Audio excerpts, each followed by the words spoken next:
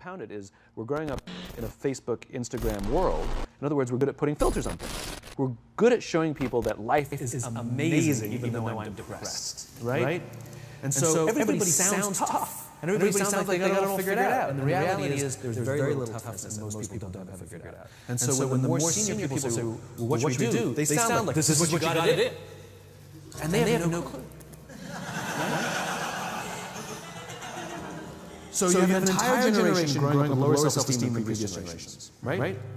Through no fault of their own. Through no fault of their own, right? They were dealt a bad hand, right? Now let's add in technology. We know that engagement with social media and our cell phones releases a chemical called dopamine. That's why when you get a text, feels good. Right? So, we've all had it. We're feeling a little bit down, feeling a little bit lonely. And so you send out 10 texts to 10 friends, hi. Because it feels good when you get a response, right? It's why we count the likes, it's why we go back 10 times to see if my Instagram is going slower, did I just do something wrong, did they like me anymore, right? The trauma for young kids to be unfriended, right?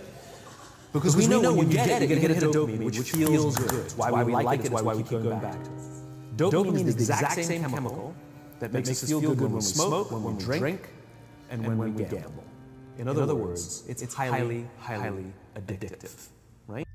We have created tools that are ripping apart the social fabric of how society works.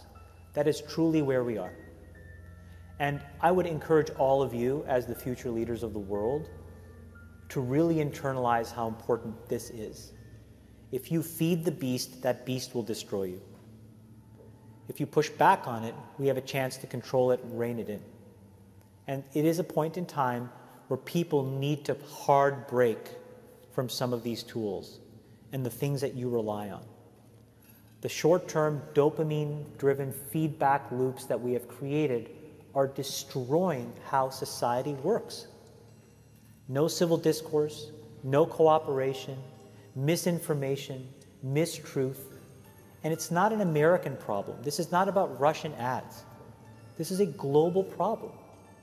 Today, wherever we go, we're inevitably surrounded by fellow citizens staring into their phones, as we usually are too.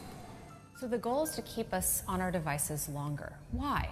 For any company whose business model is advertising or engagement-based advertising, meaning they care about the amount of time someone spends on the product, they make more money the more time people spend. So the game becomes, how can I throw different persuasive techniques to get people to stay, to spend as long as possible, and to come back tomorrow?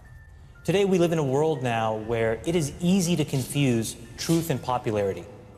And you can use money to amplify whatever you believe and get people to believe that what is popular is now truthful and what is not popular may not be truthful. And the reality is now I can take money and I can use that through all of these social media systems that exist to hundreds of millions of people, and I can convince all of Joe's friends and everybody like him of my opinion in very subtle and small ways.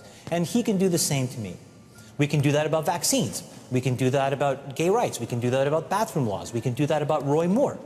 And so I think the question we have to ask ourselves is, how do we live in a world where this is now possible? So how do we prevent social media from not being a delivery system for fake news? Because Hillary Clinton was out talking about this week. She said the other side was using content that was just flat out false and delivering it in a very personalized way. Yeah. If you look at Facebook, the vast majority of the news items posted were fake. What do we do about this? Well, I mean, so the thing is, there's this myth that technology is neutral, that it's up to us to choose how we use it. Therefore, these platforms are not responsible. It is not true. Because not true. Because these companies, not because they're evil, but they need to get as much attention as possible. They're evil. So if something that is sensational, something is sensational, they have to show you the sensational thing that gets more attention than if they showed you complex things that got less attention. They have to. And anybody who runs a website or knows this. What all of these systems do, every single one, is it exploits our own natural tendencies in human beings to get and want feedback. And that feedback chemically speaking, is the release of dopamine in your brain. And so what these feedback loops do, and they exist everywhere, in Call of Duty, in other video games, in social networking sites, they get you to react. And I think that if you get too desensitized and you need it over and over and over again, then you become actually detached from the world in which you live. You become callous, you become crude. And you live in front of your screen.